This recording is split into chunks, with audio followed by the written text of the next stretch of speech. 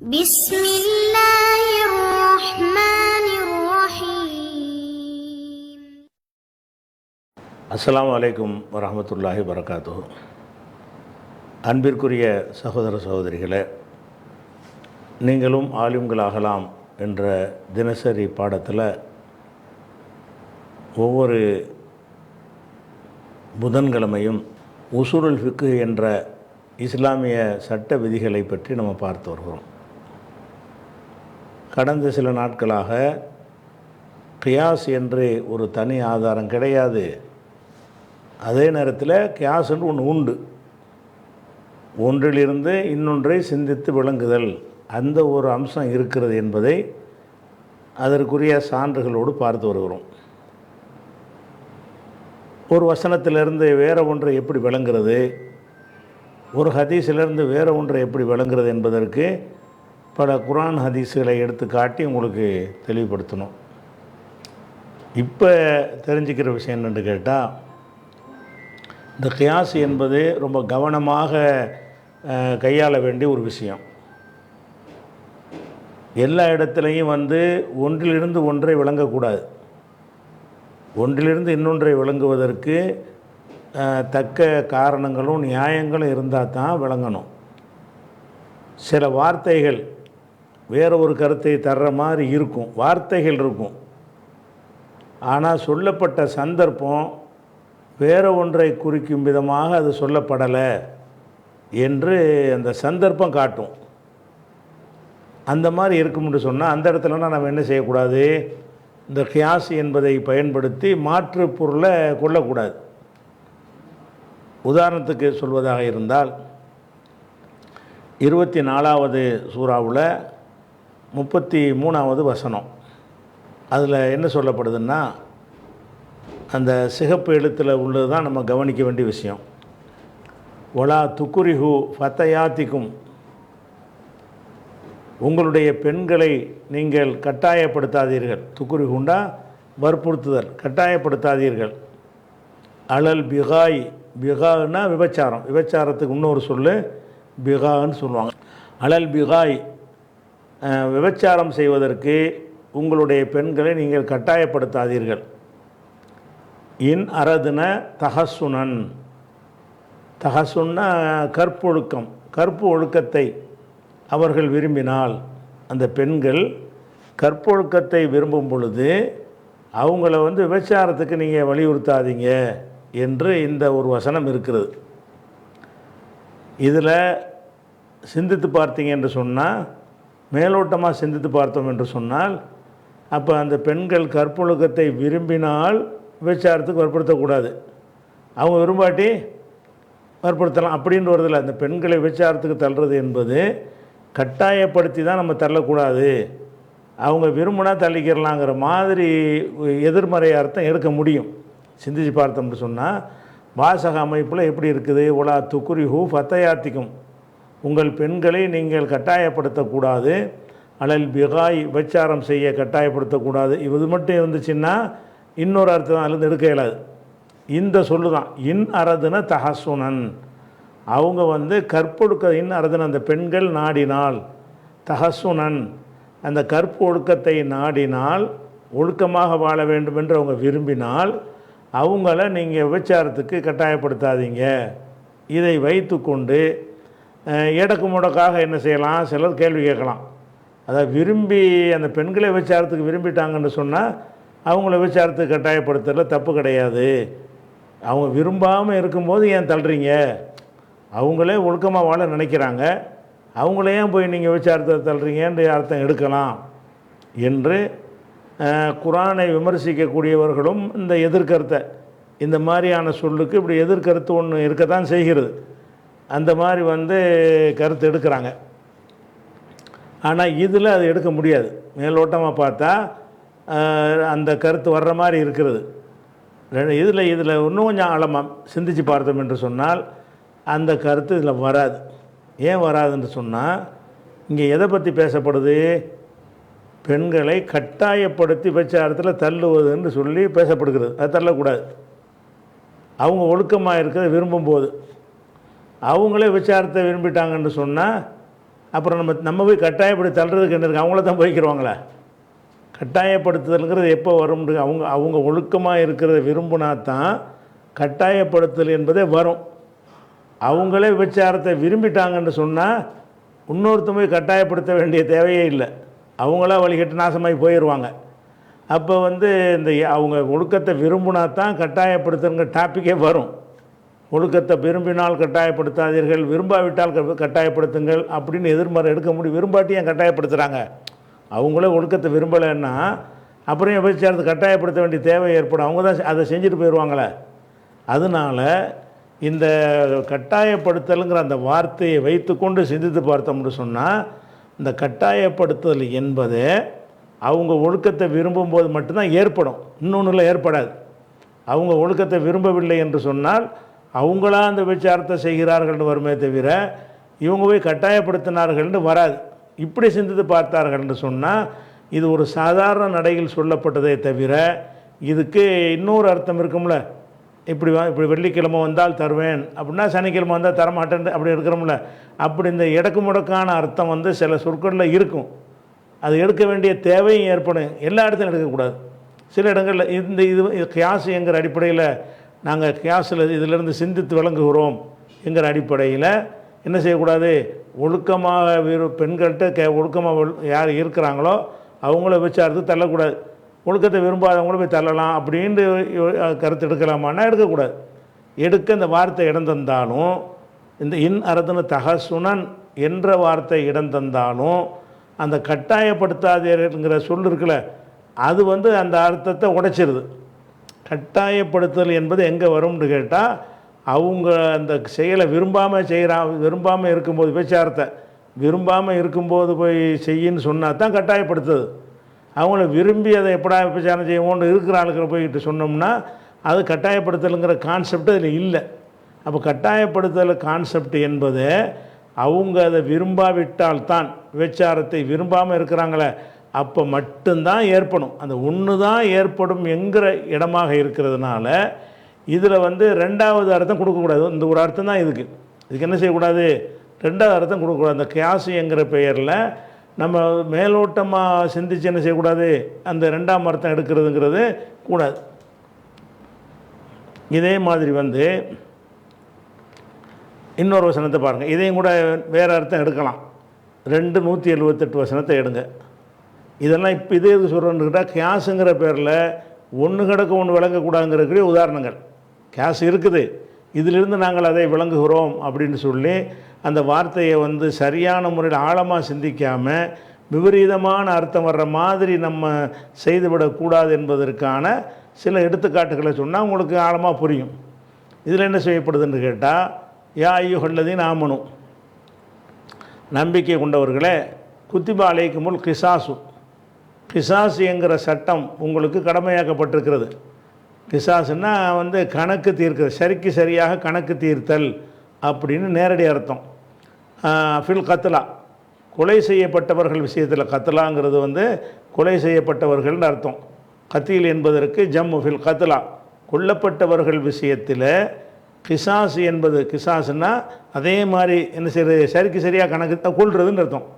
கொல்லப்பட்டவர்கள் விஷயத்தில் கிசாஸ்ன்னு சொன்னால் கொலைக்கு கொலை என்பது உங்களுக்கு கடமையாக்கப்பட்டிருக்கிறது. இது அரசாங்கத்துக்கு, இஸ்லாமிய ஆட்சி இருக்கும்னு சொன்னால், ஒருத்தனை கொலை செஞ்சிட்டான் என்று சொன்னால் அவனை அரசாங்கம் என்ன செய்யணும்? அந்த கொலைக்கு பதிலாக அதே மாதிரி கொலை மரண தண்டனை கொடுக்கணும் என்பது இதனுடைய அர்த்தம். யாய் உள்ளது நாமனும், நம்பிக்கை கொண்டவர்களே, குத்திபா அலைக்குமுல் கிசாசு, சரிக்கு சரியாக கணக்கு தீர்ப்பது என்பது உங்களுக்கு எழுதப்பட்டு விட்டது. எழுதப்படுதுன்ற வர்ற இடத்துல எல்லாம் கடமைன்ற அர்த்தம். குத்திபா அலைக்கும் சியாமுன்னெலாம் வருதில்ல, நோன்பு உங்களுக்கு எழுதப்பட்டு விட்டதுன்னா கடமையாக்கப்பட்டு விட்டதுன்னு அர்த்தம். எது விஷயத்தில் கிசாஸ் கடமையாக்கப்பட்டுச்சுன்னா, ஃபில் கத்லா, கொல்லப்பட்டவர்கள் விஷயத்தில், கொல்லப்பட்டவங்க விஷயத்தில் உங்களுக்கு இப்படி ஒரு சட்டம் உங்களுக்கு தரப்பட்டிருக்கிறது. இதில் ஒன்றும் பிரச்சனை இல்லை. இந்த சிவப்பு எழுத்தில் உள்ளதில் தான் என்ன இருக்குது? பிரச்சனை இருக்குது. என்ன இருக்குன்னு கேட்டால் அதுக்கு விளக்கம், அல் ஹுர்ரு பில் ஹுர்ரி. ஹுர்ரு என்றால் யாருக்கும் அடிமை இல்லாமல் இருக்கிற நம்மளை மாதிரி சாதாரண மனிதர்கள், இந்த காலத்தில் வந்து எல்லாருமே ஹுர்ரு தான்.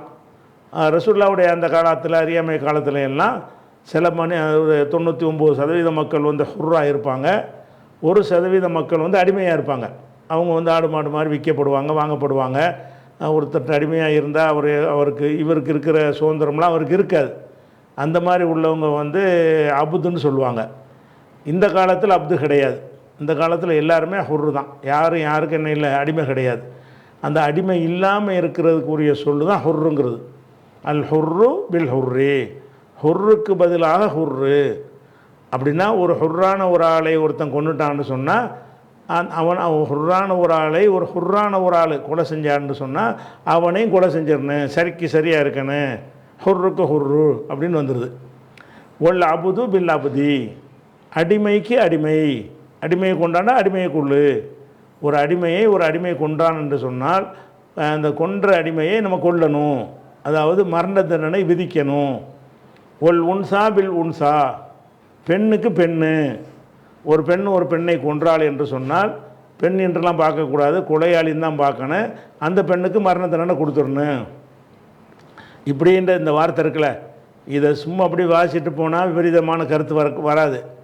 நம்ம கியாஸுங்கிற புத்தியை பயன்படுத்துகிறோன்னு சொல்லி கொஞ்சம் கூர்மையாக பேச ஆரம்பிச்சிங்கன்னா விபரீதமான கருத்து வரும். என்ன கருத்து வரும்? அப்போ ஹுர்ருக்கு ஹுர்ருன்னு சொன்னால் ஒரு அபுதை வந்து ஒரு ஹுர்ரு கொண்டு விட்டான், அவனுக்கு இந்த தண்டனை வராது. ஒரு ஹுர்ராக இருக்கிறான், அவன் அப்தாக இருக்கிறான். அப்தை வந்து ஹுர்ரு கொண்டுட்டான்னு சொன்னால் அவனுக்கு கிசாசு கடமை இல்லை, அந்த தண்டனை கிடையாது. என்ன கேட்டால் ஹுர்ருக்கு ஹுர்ரு தான். அதில் அது மாறிச்சுன்னா அந்த தண்டனை வராது. அப்துக்கு அப்துன்னு வருது. ஒரு அப்து இன்னொரு அப்தை, ஒருத்தன் அடிமை இன்னொருத்தன் அடிமை இப்போ கொண்டு விட்டான்னு சொன்னால் அந்த அடிமையை தண்டிக்கலாமே தவிர ஒரு அப்து வந்து எஜமானை கொண்டு விட்டான் அவனை தண்டிக்கலாம் என்று இந்த 3 சொல்ல வச்சு எடுக்க முடியுமா? இந்த 3 தான் குரானில் இருக்குது. ஹுர்ருக்கு ஹுர்ரு, அப்துக்கு அப்து, உன்சாக்கு உன்சா. இப்போ வந்து அப்துக்கு ஹுர்ரு, ஹுர்ருக்கு அப்துங்கிறது மாறி வந்துச்சுன்னு சொன்னால் அவர்களை தண்டிக்க வேண்டியது இல்லை, இருந்தால் அதை சொல்லியிருப்பான் அப்படின்னு விபரீதமான அர்த்தம் எடுக்க முடியும். அதே மாதிரி உன்சாவுக்கு உன்சான் இருக்குது. அப்போ ஒரு ஆம்பளை ஒரு பொம்பளையை கொண்டு விட்டான், அப்போ அவனை தண்டிக்கக்கூடாது, இந்த தண்டனை கிடையாது. அதில் ஒரு பொம்பளை ஆம்பளையை கொண்டுட்டா, ஏன்னு கேட்டால் பொம்பளைக்கு பொம்பளை தானே வருது, பொம்பளைக்கு ஆம்பளைன்னு வரல, ஆம்பளைக்கு பொம்பளைன்னு வரல, பொம்பளைக்கு ஆம்பளைன்னு வரல. அப்போ பெண்ணுக்கு பெண் என்றால் என்ன அர்த்தம்னு கேட்டால், ஒரு பெண் கொலை செஞ்சால் கொலை செஞ்ச பெண்ணை தண்டிக்கணும். அதை தண்டிக்கிறேன்னா மரண தண்டனை கொடுக்கணும். இதுதான் இதுக்கு நேரடி அர்த்தம். அப்துக்கு அப்து என்றால் ஒரு அடிமையாக இருக்கிற ஒருத்தன் வந்து கொலை செஞ்சிட்டான்னு சொன்னால் கொலை செஞ்ச அடிமைக்கு மரண தண்டனை கொடுக்கணும். இது அதுக்கு நேரடி அர்த்தம். அல் ஹுர்ரு பில் ஹுர்ரின்னு சொன்னால் ஹுர்ராக சுதந்திரமாக இருக்கக்கூடிய சுதந்திரமாக இருக்கக்கூடிய இன்னொருத்தன் கொலை செஞ்சிட்டான்னு சொன்னால் கொலை செஞ்ச சுதந்திரமானவன் வந்து கொல்லப்படணும். இதுதான் இதில் நேரடியாக வழங்குகிறது. அப்போ வந்து இதை வைத்து நீங்கள் பார்த்தீங்கன்னு சொன்னால் இது வந்து சாதாரண பேச்சு வழக்கில் நம்ம என்ன செய்வோம்னு கேட்டால், இப்படி சொல்லும்போது என்னென்னா எல்லாம் ஜமம்னு காட்டுவதற்கு 2-3 எடுத்து காட்டியிருப்போம். அப்படின்னு எடுத்துக்கொண்டு யாராக இருந்தாலும் கொலைக்கு கொலைதான்னு சொல்லி தான் அதுக்கு எல்லாம் சொல்லி காட்டுறான். ஆனால் அதை சொல்லும்போது இப்படி இந்த பேச்சு வழக்கில் சொல்கிற மாதிரி எல்லாவும் சொல்கிறான். எப்படி சொல்கிறான்? ஹுர்ருக்கு ஹுர்ரு, அப்துக்கு அப்து, பொம்பளைக்கு பொம்பளை அப்படின்னு சொன்னால் அதோட இல்லை, இது மாதிரி கொலைக்கு கொலைங்கிறது தான் அதுக்கு அர்த்தம். அப்படிங்கிற கருத்தில் தான் இது பயன்படுத்தப்பட்டிருக்கு. ஆனால் இதிலிருந்து நம்ம சட்டம் எடுக்கும் பொழுது அல்லாஹ் வந்து சமம், 2 பேரும் சம அந்தஸ்தில் இருக்கணும். ஹுர்ருக்கு ஹுர்ரு அப்படி என்றால் கொலை செஞ்சவனையும் பார்க்கணும், கொல்லப்பட்டவனையும் பார்க்கணும், 2 பேரும் ஹுர்ராக இருக்கணும். அப்படி மாறி இருந்துச்சுன்னு சொன்னால் இந்த சட்டம் அவங்களுக்கு அப்ளை ஆகாது. அதே மாதிரி ஒரு அபுது பில் அப்தி, அப்துன்னு பார்க்கணும், 2 பேரையும் பார்க்கணும், இவனும் அபுது அவனும் அபுது. அப்போ கொலை செஞ்சவனுக்கு மரண தண்டனை கொடு. ஒரு உன்சா பில் உன்சா, பொம்பளை கொலை செஞ்சிட்டாலா, கொலை செய்யப்பட்டவன் பொம்பளையாக இருக்கணும், அப்போ தான் அந்த பொம்பளையை தண்டிக்கணும். அப்படி தான் இதிலேருந்து மாற்று கருத்து எடுத்தாங்கன்னா நாங்கள் சிந்தித்து எடுக்க போகிறோம் அப்படின்னு எடுத்தார்களேயானால் அப்படித்தான் வரும். ஆனால் அந்த அர்த்தத்துக்காக அல்லாஹ் வந்து இதை கொண்டு வந்தான்னா கிடையாது. ஏன்னு கேட்டால் இதில் என்ன வருதுன்னு கேட்டால் கிசாஸுங்கிற வார்த்தையே அதை சொல்லும். கிசாஸ் என்றால் என்ன அர்த்தம்னா சரிக்கு சரியான தண்டனை, அவன் என்ன செஞ்சானோ அதையே கொடுக்குறது. கிசாஸுக்கு என்ன அர்த்தம்னா கையை வெட்டினா கையை வெட்டு, காலை வெட்டினா காலை வெட்டு, உயிர்னா உயிர். அப்போ உயிருக்கு உயிர் என்கிறது தான் இந்த கிசாஸுக்கு அர்த்தமே. அப்படி இருக்கும் பொழுது இந்த உயிருக்கு அந்த உயிர் கிடையாது, அந்த உயிருக்கு இந்த உயிரை கொள்ளக்கூடாதுன்னு சொன்னால் அந்த தத்துவத்துக்கே மாற்றமாக போயிடும். இதுக்கு விபரீதமான அர்த்தம் கொடுத்தீங்கன்னா அப்போ இது எதுக்கு சொல்லப்படுதுன்னு கேட்டால் எல்லாரும் சமம்னு சொல்லும் பொழுது அப்போ என்ன செய்வோம்னா உதாரணத்துக்கு 2 எடுத்து காட்டுவோம். அனைத்தையும் பட்டியல் போட்டு சொல்ல மாட்டோம். எல்லாருக்குமே கிசாசு விதியாக்கப்பட்டுருச்சு, ஆம்பளைக்கு ஆம்பளை பொம்பளைக்கு பொம்பளை எப்படி அப்படின்னு சொல்லிட்டு போனோம்னு சொன்னால் அந்த 2 தாண்டு அர்த்தம் கிடையாது. எல்லாத்தையும் பட்டியல் போட்டு சொன்னால் என்ன செய்யணும், ஒவ்வொரு வகையாக சொல்லி 1000 வகையில் மனிதர்கள் இருக்கிறாங்க, ஒவ்வொரு வகையாக சொல்லி அதெல்லாம் சொல்கிறதா இருந்தால் அதுக்கே ஒரு 25 வசனம் இறக்கணும். அப்படி நம்மளும் பேச்சிலையும் அப்படி சொல்ல மாட்டோம். பேச்சில் என்ன செய்வோம்னு கேட்டால் எல்லாரும் சமம்னு சொல்லிவிட்டு 2-3 உதாரணத்தை சேர்த்து சொல்லிடுவோம். அந்த உதாரணத்தில் சொல்லப்பட்டது மட்டும்தான் விளங்கிக்கிறக்கூடாது. ஏன்னா கிசாஸுங்கிற சொல்லும் அதை காட்டுகிறது. அது போக நம்ம இன்னொரு இது குறித்த வசனங்களை எடுத்து பார்த்தோம்னு சொன்னால் அதில் என்ன இருக்குதுன்னு கேட்டால் 5:45 என்ன வருதுன்னு கேட்டால் கத்தபுனா அலைஹும் ஃபீஹா, அவர்களுக்கு அந்த விதி வேதத்தில் எழுதி வைத்து கடமையாக்கி இருந்தோம். அண்ணன் நப்ச பின் நப்சி, உயிருக்கு உயிர் தான் டாபிக். என்னென்னு கடமையாக்கி இருக்கிறோம், உயிருக்கு உயிர்னு வந்துருச்சுல. வேறொரு வசனம் தெளிவாக சொல்லுறது, இந்த கிசாஸுடைய அர்த்தமே உயிருக்கு உயிர், அவனுடைய தகுதி கிடையாது. அவன் படித்தவனுக்கு படித்தவன் இப்படியே போயிடுமா, அப்படி போனால் என்னவாயிரும், இந்த மாதிரி ஹுர்ருக்கு நம்ம அர்த்தம் எடுத்த மாதிரி போனால் படித்தவன் படிக்காதவனை கொண்டுட்டாண்டு வைங்க, அங்கே 2 ஈக்குவலாக இல்லை. அப்போ சின்னவனுக்கு பெரியவன், பெரியவனுக்கு சின்னவன், இப்படிலாம் கொலைகள் நடக்கத்தானே செய்யும். அப்படி எடுக்கக்கூடாது. இங்கே மேட்ரு என்னென்னு கேட்டால் வேறொரு வசனத்தில் அல்லாஹ் தன்னுடைய சட்டத்தை தெளிவுபடுத்திடுறான். எப்படி சொல்கிறான்னு கேட்டால் அண்ணன் நப்ஸ் மேட்ரு யார் செஞ்சாங்கிறது மேட்ரு கிடையாது, உயிருக்கு உயிர், உயிர் தான் மேட்ருங்க. அண்ணன் நப்ச பின் நப்சி, உயிருக்கு உயிர், நப்ஸுக்கு நப்சுன்னா உயிருக்கு உயிர். ஒரு ஐன பில் ஐனி, கண்ணுக்கு கண்ணு. எவன் கண்ணை குத்துனா யார் கண்ணை குத்துனாலாம் பார்க்க மாட்டோம், கண்ணும் போயிடுச்சு. எவன் போய் எவன் கண்ணை குத்துனாலும் கண்ணுக்கு கண்ணு தான். ஒல் அன்பு பில் அன்பி, மூக்குக்கு மூக்கு. ஒல் உதுன பில் உதுனி, காதுக்கு காது. ஒரு சின்ன பிஸ் சின்னி, பல்லுக்கு பல்லு. ஒல் ஜுருஹக்கு சால், அது காயங்கள் இருக்குல்ல, காயங்களும் இது போல் சரியாக கணக்கு தீர்க்கப்படும். இங்கே வெட்டிட்டான்னா இதே மாதிரி அவனுக்கு அங்கே வெட்டணும். காயப்படுத்துகிறான்ல, காயங்களுக்கும் என்ன இருக்குது, கிசாஸ் இருக்கிறது. அப்போ இந்த கிசாஸ் என்பது எங்கே வருதுன்னு கேட்டால் அந்த பாதிப்புகளை தான் சொல்கிறது. அந்த பாதிப்புக்கு சமமாக பாதிப்பு கொடுக்கணும். விரலை வெட்டிட்டான்னா விரலை வெட்டணும், பல்ல உடைச்சான்னா பல்ல உடைக்கணும் அப்படின்னு சொல்லி அந்த தண்டனை குற்றவாளி என்ன செஞ்சானோ அதே மாதிரி தான் குற்றவாளிக்கு நம்ம செய்யணும். அப்போ குற்றவாளி உயிரை வாங்கிட்டான்னா உயிரை தான் வாங்கணும். குற்றவாளி ஒருத்தன் கண்ணை தோண்டிட்டான்னு சொன்னால் அவன் கண்ணை தோண்டணும். குற்றவாளி ஒருத்தன் மூக்கை உடைச்சிவிட்டான்னா நம்ம அவன் மூக்கை உடைக்கணும். இப்படிங்கிறதுக்கு பேர் தான் கிசாஸுங்கிற சொல்ல. அதனால் எல்லாம் என்ன செய்கிறேன்னா காயங்களுக்கும் கிசாஸ் உண்டு அப்படின்ட்டு இது எங்கே இருக்குது. அதே இடத்துல இந்த இவனுக்கு அதிகாரம் இருக்குது. பாதிக்கப்பட்டவன் மன்னிச்சிடலாம். என் மூக்கை ஒருத்தர் உடைச்சிவிட்டான், அரசாங்கத்தில் பிடிச்சி அவன் மூக்கை உடைக்க போகிறாங்க, இல்லைங்க நான் மன்னிச்சிட்றேங்கன்னா அவனை தண்டிக்க மாட்டாங்க. பொமந்த சத்தக பிஹி, அதையும் நல்லா சொல்லிடுறான். யார் அதை சத்தகன்னா தர்மம்ன்ற அர்த்தம். இந்த இடத்துல தர்மம்டா என்னென்னா மன்னிச்சு விடுறது. மன்னிச்சு விட்டானோ ஓஹோ கஃபாரத்தில் லஹு, அதுவே அவனுக்கு கஃபாரவாயிரும் அப்படின்னு சொல்லி எல்லாம் சொல்லி காட்டுறான். இது அவங்களுக்கு மட்டும் உள்ள சட்டம் கிடையாது.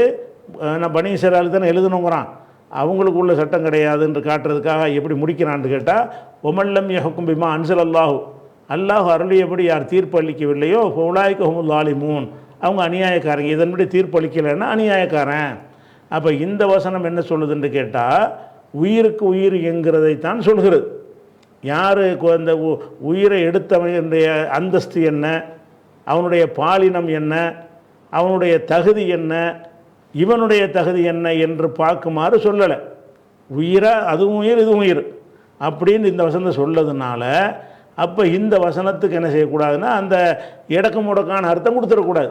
இடக்கு முடக்கான அர்த்தம் என்ன, அடிமைக்கு அடிமை. அப்போ அடிமை அடிமையை கொன்றா தான் தண்டனை. அப்போ அடிமை ஏய் விட்டு யார் வேணாலும் கொலை செஞ்சுட்டு வர சொல்லலாம். நம்ம அடிமை வச்சு என்ன செய்யணும், அடிமை போய் அடிமையை கொன்றா தான் தண்டிப்பாங்க. நம்ம அடிமை ஏய் விட்டு ஒருத்தனை அடிமை இல்லாத ஆளை கொண்டுட்டு வர சொல்லிடுறது, பொம்பளையை கொண்டுட்டு வான்னு சொல்கிறது. ஏன்னா இவனுக்கு தண்டனை வராதில்ல அப்படின்னு இதில் எடுக்க முடியுமா, எடுக்கிற மாதிரி இருக்குது. மேலோட்டமான பார்வையில் பார்த்தால் இந்த 3 தானே சொல்லப்பட்டிருக்கு. 3 எப்படி இருக்குது, ஹுர்ருக்கு ஹுர்ரு தான். அப்போ ஹுர்ருக்கு அடிமை இல்லைன்னு அதில் வருது வருமா, வராதான், வரும். அடிமைக்கு அடிமை தான், அடிமைக்கு அடிமை இல்லாதவன் கிடையாது, வருமா வராதா, வரும். பொம்பளைக்கு பொம்பளை, பொம்பளைக்கு ஆம்பளை இல்லை, ஆம்பளைக்கு பொம்பளை இல்லைன்னு வருமா வராதா, அப்போ இந்த கொலை குற்றம் செய்தவர்கள் வந்து 2 பேரும் ஒரே பாலினமாக இருக்க வேண்டும், 2 பேரும் ஒரே அந்தஸ்துடையவங்களாக இருக்க வேண்டும்ங்கிற கருத்துப்படி இது இருக்கிறது மேலோட்டமாக பார்த்தால். ஆனால் இது எந்த தோரணையில் இருக்குன்னா, மனித பேச்சுக்களில் ஒரு பலவிதமான விஷயங்களுக்கு தண்டனையை சொல்லும் பொழுது அப்துல் கார் இப்ராஹிம் அடித்தாலும் சரி, இப்ராஹிம் அப்துல் கார் அடித்தாலும் சரி, தண்டனைன்னு சொல்லும்போது 2 தான் சொல்லுவோம். மற்றதுக்கெலாம் இல்லைன்னு அர்த்தம் கிடையாது. மூசா முஸ்தபா அடித்தாலும் தண்டனை தான். நம்ம ஒரு பட்டியல் போட்டு சொல்லும்போது அனைத்தையும் சொல்லாமல் அப்படி சொல்கிற ஒரு வழக்கமும் மக்கள் பேச்சில் இருக்கிறது. இடக்கு முடக்க அர்த்தம் எடுக்கிறோம்ல, அந்த அர்த்தமும் இருக்குது. நம்ம என்ன 2 அர்த்தத்துக்கு கிளம்பி இருந்தாலும் இஸ்லாமிய கான்செப்ட் என்ன அதை பார்க்கணும். அதே மாதிரி இந்த தண்டனையை சொல்லும்போது அல்லாஹ் எப்படி ஆரம்பிக்கிறான், கிசாஸ் என்று ஆரம்பிக்கிறான். கிசாஸ்னாலேயே எந்த மாதிரி பாதிப்பு ஏற்படுத்தினாங்களோ சரிக்கு சமமாக கணக்கு தீர்த்தல்.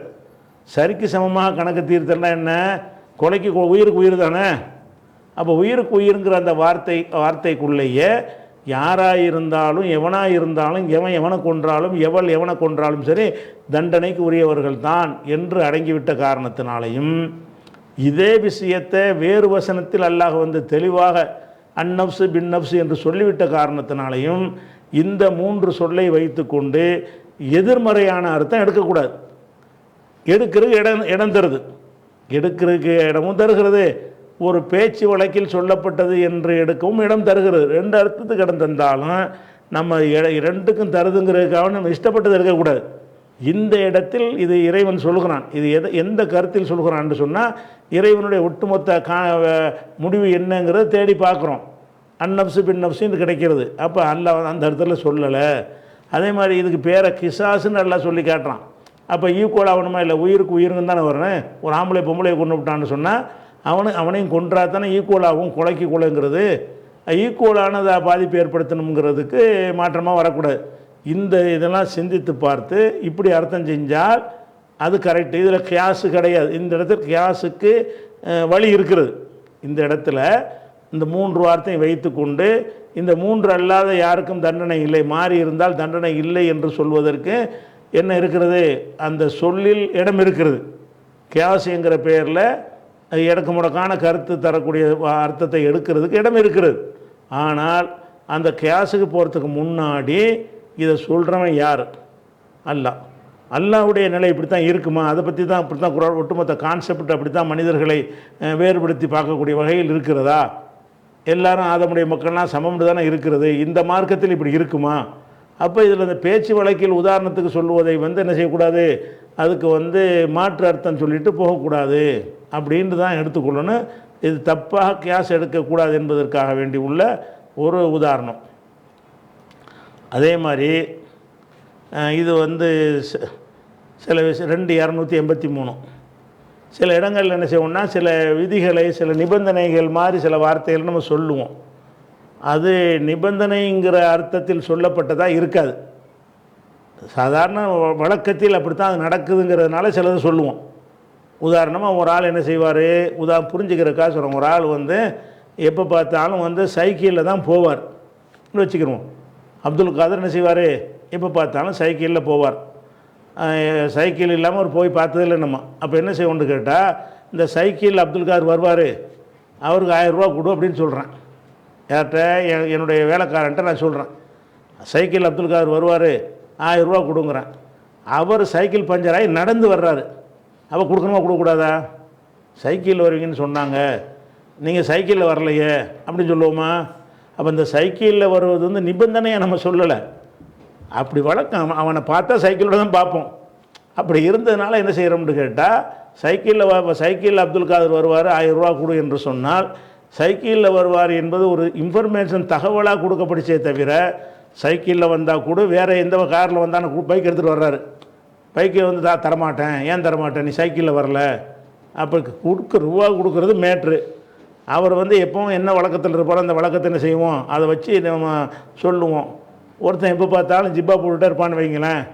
அவனுக்கு ஜிப்பா போட்டுட்டு ஒரு ஆள் வருவார், இந்த யார் மூசா வருவார், அவர் இந்த மாதிரி விருந்து சாப்பாடு கொடுத்து அனுப்புங்கன்னு சொன்னோம்னா, அன்றைக்கி ஜிப்பா கிழிஞ்சி போய் சட்டை போட்டு வருவார், டீஷர்ட்டாக வருவார். அது விரட்டி விட முடியுமா? இல்லை, அந்த அர்த்தத்தில் நம்ம சொன்னோம். அவனுக்கு சோறு கொடுக்குறது அங்கே நோக்கம். என்னது, அந்த மூசாங்கிறவனுக்கு சாப்பாடு கொடுக்கறது நோக்கம். அப்துல் காதர் என்பவனுக்கு ஒரு 1000 ரூபா கொடுக்கறது தான் நோக்கம். அந்த ஆளுக்கு கொடுக்கறது நோக்கமே தவிர இந்த ஒரு கண்டிஷனோடு வந்தால் தான் கொடுக்குற நோக்கம் இல்லை. ஆனால் அந்த வார்த்தையிலேருந்து என்ன செய்யலாம்னா இடக்கு முடக்கா எடுக்கலாம். எப்படி, நீங்கள் சொன்னது என்ன, சைக்கிளில் வருவார்னு தானே சொன்னீங்க, சைக்கிள் வராமல் இருக்கும் நான் எப்படி கொடுக்குறது அப்படின்னு பேசினான்னு சொன்னால் அதுதான் கேஸை ஃபாசிதான கேஸ். இது என்னது, தப்பான கேஸ். இந்த அது பேச்சு வழக்கில் சிலதை சொல்லும் பொழுது அதை வந்து கண்டிஷனாக எடுத்துக்கொள்ளக்கூடாது. கண்டிஷனுக்காக அவர் சொல்லலை, சைக்கிளில் வந்தால் தான் கொடுக்கணும், சைக்கிளில் வர அடையாளத்துக்கு சொன்னார். அந்த மாதிரி அவன் அறியப்பட்டிருக்கிற காரணத்தினால அடையாளத்துக்காக சிலதை சொல்லுவோம். அதே மாதிரி வந்து இப்போ நம்ம கொடுக்கல் வாங்கல் விஷயம் இருக்குல்ல, கடன் கொடுக்குறோம் கடன் வாங்குகிறோம் என்று சொன்னால் அதுக்கெல்லாம் என்ன செய்கிறான்னு கேட்டால் வந்து எழுதி வச்சுக்கிற சொல்கிறான். ஒன்று எழுதிக்கிறங்க, எழுதிக்கிறலன்னா ஒரு அடமானத்தை வாங்கிக்கிறங்க, எழுதி கொள்ளுங்கள், அல்லது அடமானத்தை எழுதுறதுக்கு ஆள் கிடைக்கலன்னு வைங்க அப்படின்னா ஒரு செக்யூரிட்டியாக அவனுடைய ஒரு பொருளை கொடு அப்படின்னு வாங்கிக்கிறங்கன்ற ஒரு விஷயத்தை அல்லாஹ் சொல்கிறான். எத்தனாவது வசனத்தை சொல்கிறான்னு கேட்டால் 2வது சூறாவில் 283வது வசனத்தில் அல்லாஹ் சொல்லி காட்டுகிறான். இதில் சொல்லும்போது எப்படி வருதுன்னு கேட்டால், ஒயின் குன்தும் அலா சஃபரின், நீங்கள் பயணத்தில் இருந்தால், ஒலம் தஜிது காத்திபன், எழுத்தரை நீங்கள் பெற்றுக்கொள்ளாவிட்டால், காத்திபன் எழுதிருக்கு ஆள், ஏன்னா எல்லோரும் எழுத தெரிஞ்சவங்களாக இருக்க மாட்டாங்க, எழுத தெரிஞ்சவனே கிடைக்கல என்று இருந்தால், ஃபரிஹானுன் மக்பூலத்துன், கைப்பற்றக்கூடிய அடைமான பொருள், ரிஹான்னா அடமான பொருள் வாங்கி கொள்ள வேண்டும்னு வச்சுக்கிறணும். அப்போ இந்த வார்த்தையை வைத்துக்கொண்டு பயணத்தில் இருந்தால் என்று வருகிறது. அப்போ பயணமாக இருக்கும்போது தான் அடமானம் வாங்கிட்டு கடன் கொடுக்கணும், பயணமாக இருக்கும்போது தான் எழுத்தர் இருக்கான்னு தேடணும். பயணத்தில் இல்லாட்டி கிடையாது அப்படின்னு அர்த்தம் எடுக்க முடியுமா, முடியாத முடியும். என்னால் என்ன சொல்கிறான், நீங்கள் பயணத்தில் இருந்தால் தான் சொல்கிறான். இப்போ பயணம் இல்லாமல் சொந்த ஊரில் இருக்கிறோம், நானும் என் ஊரில் இருக்கிறோம், என்கிட்ட கடன் வாங்குறவனும் என் ஊரில் தான் இருக்கிறான். அவன் கடன் கேட்குறான், நீ அடமானம் கொடு. அடமானம் நான் தரவேன், நான் பயணத்தில் இருக்கிறேன், பயணத்தில் இருக்கும்போது தான் அடமானம் அப்படின்ட்டு எல்லாம் சொல்கிறானே. பயணத்தில் இருக்கும்போது தானே எழுத்தர் கிடைக்காட்டி அடமானம் வைக்க சொல்கிறான்னு அப்படி சொல்ல முடியுமா? சொல்ல முடியும். இதில் இருந்து அந்த இது என்ன நோக்கத்துக்கு சொல்லப்பட்டது என்பதை கவனிக்காமல் வார்த்தைகளை வந்து மேம்போக்காக பார்த்து விட்டு அர்த்தம் எடுப்பதாக இருந்தால் இப்படி அவன் வாதிட்டால் சரிதான். அது ஏன் அப்படி தானே இருக்குது. இன் குந்துமலா சஃபரின், நீங்கள் சஃபரில் இருந்தால், உலம் தஜிது காத்திபன், காத்திபு கிடைக்காவிட்டால், சஃபரில் இருக்கிறீங்க, சஃபரில் காத்திபு கிடைக்காது, நீங்கள் எழுத தெரிஞ்சாதால் அவனும் எழுத தெரியாத இருக்கான், அங்கே கடன் வாங்க வேண்டிய தேவை ஏற்படுது. அப்போ என்ன செஞ்சுக்கிறீங்க, ஒரு அடமானத்தை வாங்கிக்கிறங்க அப்படின்னு நல்லா சொல்லி காட்டுறான். அப்போ இந்த இதில் நம்ம எதுக்கு இதை சொல்லப்பட்டிருக்குன்னு கேட்டால், சொந்த ஊருக்குள்ளே நகரத்துக்குள்ளே இருக்கும்போது எழுத்தர் கிடைக்கலன்னு டாப்பிக்கு வராது. ஊரில் 1000 பேர் இருப்பான், 1000 பேருமே எழுத தெரியாமல் இருப்பான். எழுத்தர் கிடைக்கலங்கிற ஒரு டாபிக் எங்கே வரும், ஒரு பிரயாணத்தில் இருக்கும்போது மட்டும்தான் அது வரும். பிரயாணத்தில் இருக்கும்போது அந்த சமுதாயம், இந்த காலத்தில் அதுவும் வராது, எல்லாம் எழுத தெரிஞ்சவங்களாம் இருப்பாங்க. அந்த காலத்தில் அமைப்பு வச்சு பார்த்தீங்கன்னு சொன்னால் எனக்கு எழுத தெரிஞ்சிருக்காது. நான் அந்த காலத்தில் இருந்தேன்னு வைங்க, எனக்கு எழுத தெரியாது, என்னோட வர்றவனுக்கு எழுத தெரியாது. நான் அவன்கிட்ட கடன் கேட்குறான், இல்லை என்கிட்ட அவன் கடன் கேட்குறான், எழுதி கொள்ளணும். இப்போ என்னப்பா எழுத ஆள் இல்லை, ஆளை தான் போய் தேடணும். பிரயாணத்தில் கிடைக்குமா ஆள், பிரயாணத்தில் ஆள் கிடைக்காது. அப்போ இப்போ அடமானம் வாங்கிக்க, எழுதுறதுக்கு ஆள் இல்லைங்கிறக்கான சும்மா கடனை கொடுத்துடாத, ஏதாவது உன்னுடைய அந்த பாத்திரத்தை கொடு, அந்த சட்டியை கொடு, அந்த பொட்டியை கொடு, அந்த பேனாவை கொடு, அந்த கடிகாரத்தை கழட்டி கொடுன்னு வாங்கிட்டு அதுக்குரிய கடனை கொடுக்கணும். அப்படி வாங்கிட்டு கொடுங்க. ஏன்னா எழுத்துன்னா மறுக்க முடியாதுல்ல, எழுத்து இல்லைன்னா மறுத்துருவான்ல அப்படின்னு சொல்லும்போது அல்லாஹ் அந்த காத்திபு கிடைக்காவிட்டால்னு சொல்கிறான் பாருங்க. அதுக்காகத்தான் சஃபரை குறிப்பிடுறான். அதாவது நீங்கள் காத்திபு கிடைக்காவிட்டால்ங்கிறது, காத்திபு கிடைக்காமல் போவது என்பது சஃபரில் தான் ஏற்படும். சஃபர் இல்லாத இடத்தில் என்ன செய்யாது, ஏற்படாது. சஃபர் இல்லாத என்றால் உள்ளூரில் அர்த்தம், சொந்த ஊர்களில் அர்த்தம். அப்போ ஊர்களில் வந்து இருக்கக்கூடிய நேரத்தில் வந்து நான் என்கிட்ட ஒரு ஆள் கடன் கேட்குறாரு, இருப்பா அந்த பக்கத்து வீட்டுக்காரனை கூட்டிகிட்டு வர்றேன் எழுதிக்கிறோன்னு எழுத முடியும், ஏற்ற வீட்டுக்காரனை எழுத முடியும், எங்கேயாவது உள்ள ஒருத்தனை கூட்டிகிட்டு வந்து என்ன செய்ய முடியும், எழுதி கொள்ள முடியும். அப்போ உள்ளூரில் இருக்கும் பொழுது ஏராளமான மக்கள் இருப்பார்கள், அவங்கள எழுத தெரிந்தவர்களும் கணிசமாக இருப்பார்கள். அப்படி இருக்கும் பொழுது கடன் கேட்டான்னு சொன்னால் அதை எழுத்துமானமாக்குறதுக்கு பஞ்சாயத்து வராது, அடமான பேச்சுக்கு இடமில்லை, எழுதி கொள்ளவே முடியும் அப்படின்னு வந்துடுது. ஆனால் பிரயாணத்தில் இருக்கிற என்ன ஏற்படும் என்றால், எழுதி கொள்வதுதான் முக்கியமான விஷயம். எழுதுறதுக்கு ஆள் இல்லாட்டி, பிரயாணத்தில் இருக்கிறீங்க, எழுதுவதற்கு யாரும் கிடைக்க உங்களுக்கு தெரியாது, அவனுக்கு எழுத தெரியாது. அப்போ எழுத்தர் தான் வந்து அதை வந்து எழுதி தரேன்னு, அப்போ எழுதினா தான் அது ரெக்கார்ட் ஆக்க முடியும். அது வழி இல்லைங்கும் போது அடமானத்தை வாங்கிக்கிறங்க. அடமானம் வாங்குறதுக்கு படிச்சிருக்கணும் அவசியம் இல்லையில. அடமானத்தை வாங்கிக் கொள்வதற்கு உன்னுடைய அந்த பொருளை கூட நான் எந்த பொருளை தர்றேன், இதுக்கு வந்து எழுத்துமானம் இருக்குன்னு அவசியம் கிடையாது. அப்போ இன்குந்தும் அலா சஃபர்ங்கிறது அப்படித்தான் காத்திப்பு கிடைக்காமல் போவது சஃபரில் தான் ஏற்படும். அப்படிங்கிறனால சஃபரில் இருந்தால் சைக்கிளில் வர்ற மாதிரி சஃபரில் தான் இந்த நிலைமை ஏற்படுமே தவிர சஃபர் இல்லாட்டி அந்த நிலைமை ஏற்படாது என்பதற்கு இது அல்லாஹ் சொல்கிறான். அப்போ இந்த இடத்துல என்ன செய்யணும்னா, சஃபரில் நம்ம இல்லாமல் இருந்தாலும் வந்து எழுத்தர் கிடைக்காமையும் போயிடும். கிடைக்காமல் போயிடுச்சுன்னு சொன்னால், அல்லது என்ன செய்வாங்க, ஏதாவது மாநாடு போட்டிருப்பாங்க, ஊரில் உள்ள அம்பிட்டு போய் மாநாட்டுக்கு போயிருப்பாங்க, தப்லீக் இஸ்திமாவுக்கு போயிருப்பாங்க, ஊரில் யாருமே இருக்க மாட்டாங்க, என்கிட்ட கடன் கேட்குறான், கருத்தில் கிடைக்காமல் போகும்ல. உள்ளூரில் இருந்தாலும் எழுத்தர் கிடைக்காமல் போயிடும். எழுத்தர் கிடைக்காமல் போகிறது தான் அங்கே டாப்பிக்கு. அதனால் எழுத்தர் கிடைக்காமல் போகிறது எங்கே ஏற்பட்டாலும் சரி தான் நம்ம ஒரு அடமானத்தை வாங்கிக்கலாம். அப்போ அடமானம் வந்து பிரயாணத்தில் உள்ளது என்று சொல்கிற இந்த வார்த்தைக்கு வந்து அது அந்த அன்றைய சூழ்நிலையில் சொல்லப்பட்டது. அன்றைய சூழ்நிலையில் இப்படித்தான் இருக்கும், இப்படித்தான் இருந்தது, அதற்கு சொல்லப்பட்டதை தவிர இந்த இன்குந்தும் அலா சஃபரின் என்பது ஒரு கண்டிஷனாக விதியாக சொல்லப்படலை அப்படின்னு நினைக்கிறேன். அப்போ இப்போ பொதுவாக எதுக்கு சொல்கிறோம்னு கேட்டால், சில விஷயங்கள் வந்து கண்டிஷனாக நிபந்தனையாக சொல்வதும் இருக்கிறது. சில விஷயங்கள் என்ன செய்ய கண்டிஷனாக இருக்காது, அது வந்து ஒரு வழக்கத்தில் உள்ள பெரும்பாலும் அப்படி நடக்கிறத வச்சு என்ன செய்வாங்க சொல்லுவாங்க, பார்த்தா கண்டிஷன் மாதிரி தெரியும், அது கண்டிஷனுக்கு சொல்லியிருக்க மாட்டாங்க. அப்படி தான் பச்சை சட்டையை போட்டு ஒருத்தர் இருப்பான், பச்சை சட்டை போட்டு அந்த வருவான்ல அவனுக்கு கொடுன்னு சொல்லுவோம். பச்சை சட்டை போட்டு வர்றது அடையாளத்துக்கு, பச்சை சட்டை போட்டால் தான் கொடுங்கிறது இல்லை, இவன் ரூபாயை கொடுக்குறதுக்கு அந்த பச்சை சட்டை ஒரு அடையாளமாக சொல்லப்படுதே தவிர ஆள் தான் முக்கியம், அவன் தாங்கிறது கன்ஃபார்ம் ஆகிடுச்சுன்னா கொடுத்துட வேண்டியதுதான். அப்போ ஆனால் என்ன செய்யலாம், அந்த பச்சை சட்டையை வார்த்தையை வச்சுக்கிட்டு கேஸுங்கிற பேரில் நீ பச்சை சட்டை போடவில்லை தரமாட்டேன்னு சொல்லலாம், நான் சரியில்லை, அதை வந்து விதண்டாவாதமாக சொல்ல முடியும். அப்போ விதண்டாவாதத்திற்கு என்ன செய்யக்கூடாது, நம்ம பயன்படுத்திடக்கூடாது. இது பேச்சு வழக்கில் சொல்கிறத நாங்கள் எல்லாமே ஒரு கண்டிஷனாக சொல்லுவோம், சொல்கிற வார்த்தைகள்லாம் கண்டிஷனா, மனிதன் பேசுகிற எல்லா பேச்சும் கண்டிஷனா, அது மாதிரி தான் ஹதீஸில் உள்ளதும் எல்லாமே கண்டிஷனாக இருக்காது, குரானில் உள்ளது எல்லாம் கண்டிஷனாக இருக்காது. கண்டிஷன் இல்லாத ஒரு சஃபரில் இருந்தால் என்பது கண்டிஷன் கிடையாது. ஒரு அந்த காலத்தில் சஃபரில் நீங்கள் போகிறீங்க, சம்பவமாக சொல்லுவோம்ல, நீங்கள் சஃபரில் போகிறீங்க, ஆள் கிடைக்கல, அடமானத்தை வாங்கிக்கிறங்க அப்படின்னு சொல்லுவது வந்து அந்த காலத்து நடைமுறையில் பெரும்பாலும் இருந்ததை மையமாக வைத்து அந்த வழக்கத்தின் அடிப்படையில் சொல்லப்பட்ட ஒரு வார்த்தை தவிர இன்குந்தும் அலா சஃபரின் என்பது எதுக்கு சொன்னதில்லை, அது கண்டிஷன் கிடையாது. இப்படின்னு என்ன செய்ய எல்லோரும் ஏகமானதை சொல்கிறாங்க, பயணத்தில் இருக்கணுன்ற அவசியம் கிடையாது. இதில் வந்து 72 கூட்டத்துக்கும் ஒரே கருத்து தான். இப்போ யாரும் தப்பாக விளங்கலை, இல்லை ஒருத்தன் விதண்டாவாதமாக விளங்குறதுக்கு வருவானே தவிர இது இன்குந்தும் அலா சஃபரின் பயணத்தில் இருந்தால் தான் இந்த சட்டம் கிடையாது. எழுதி கொள்வதாகட்டும், அடமானம் வாங்கி கொள்வதாகட்டும், அது நம்பிக்கை பொருளாதாரம் எதுக்கு இந்த சட்டம் வந்துச்சுன்னு முதல் யோசிக்கணும்ல. எதுக்கு இந்த சட்டம், வாங்குறவங்க ஏமாஞ்சிட்டு போயிடக்கூடாது, அதான சட்டம். அது பிரயாணத்தில் இருந்தால் என்ன, எங்கே இருந்தால் என்ன, அப்போ தானே இருக்கா இருந்தால் தானே பாதுகாப்பு.